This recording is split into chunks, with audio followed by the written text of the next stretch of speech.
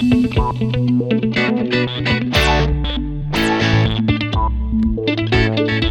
ko na lang si Abad na wala tayong sapat na katibayan.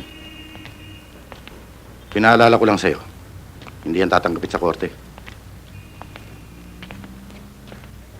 Hayaan mo. Ako mismo susubaybay sa kanya. Kung tama ang kutob mo, umasa kang ibibigay ko sa iyong katarungan.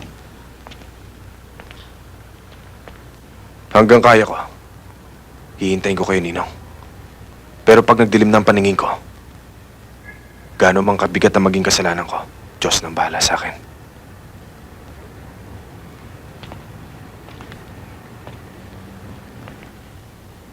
May nakalimutan ka, Dan. Dito sa lupa. Batas ang magpaparusa sa'yo. Pepe, ang hindi ko makakalimutan, sa bibig mo na rin ang galing. Bulag ang batas. Paano mo makikita ang katarungan? Ipinaligpit ko sa'yo si Ronquillo. Pero hindi ko inutos sa'yo na itumba mo, pati yung informer na adik na yon. Tama ka, sir. Pero baka nakakalimutan mo. Tulad na sinabi ng kuya mo, interest lang ng organisasyon ang iniisip ko. Nakita niya eh.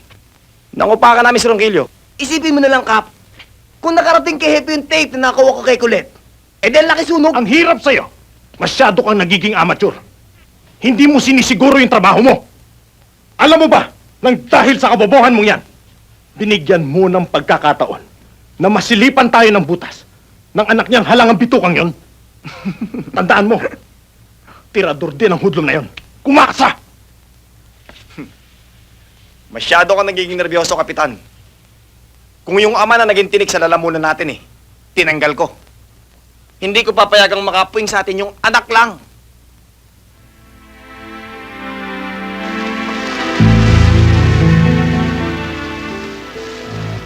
Pulis ang pinagbibintangan mo.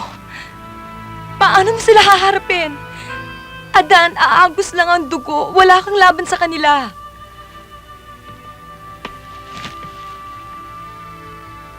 Tinggarin ang bala ng baril ko, Carla. Pag tinamaan ko siya, demonyo ang abad na yung pag nabuhay pa.